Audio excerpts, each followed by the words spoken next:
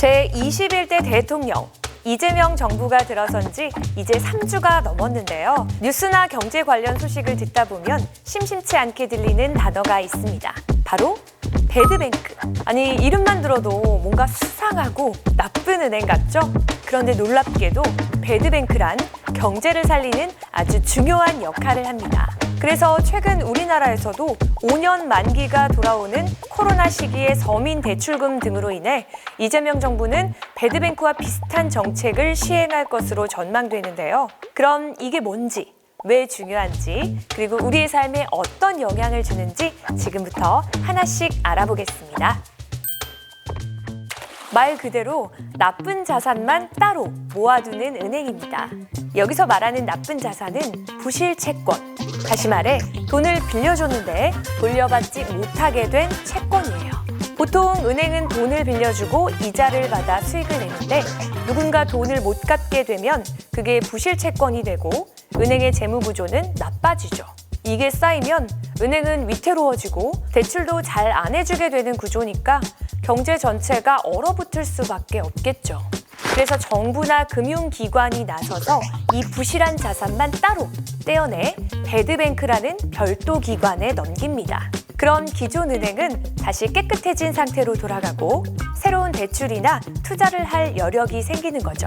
1997년 IMF 외환 위기 때 우리나라도 한국자산관리공사를 중심으로 부실 채권을 정리하는 역할을 했고요. 2008년 글로벌 금융위기 때도 미국 정부는 문제가 된 모기지 채권을 매입하는 방식으로 비슷한 역할을 했습니다. 또 유럽에서 배드뱅크를 통해 금융위기에서 빠져나온 대표적 사례 국가는 아일랜드를 들 수 있죠. 당시 주택 거품이 터지면서 은행들이 무너지기 시작했고 국가는 배드뱅크를 통해 부실 자산을 정리한 후 금융시장을 안정시켰습니다.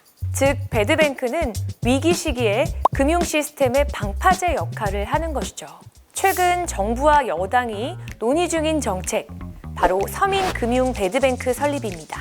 이게 왜 나오게 됐냐면요. 앞서 말씀드린 대로 코로나19 시기에 정부가 소상공인이나 저소득층에게 긴급 대출을 해주었는데 이제 상환 시기가 오면서 이자를 못 내거나 원금을 못 갚는 경우가 늘고 있기 때문이에요.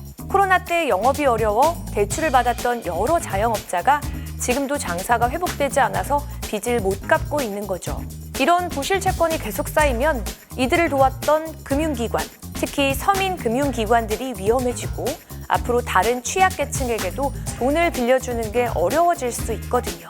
그래서 정부는 이 부실한 채권만 모아 정리하는 기관, 즉 배드뱅크와 유사한 구조의 기구를 만들겠다는 계획을 세운 겁니다.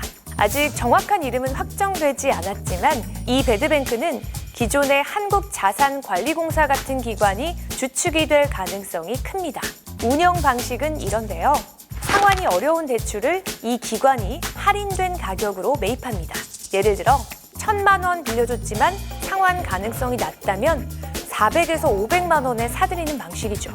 그 후 채무자와 재협상을 통해 이자를 줄여주거나 상환 기간을 늘려주는 식으로 실질적인 재기를 도와주는 구조죠.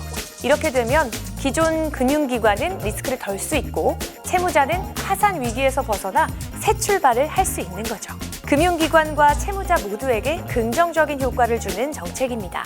일각에선 경제가 회복되는 것처럼 보일 수 있지만 금리 상승과 물가 부담 때문에 여전히 서민 경제는 힘든 상황입니다.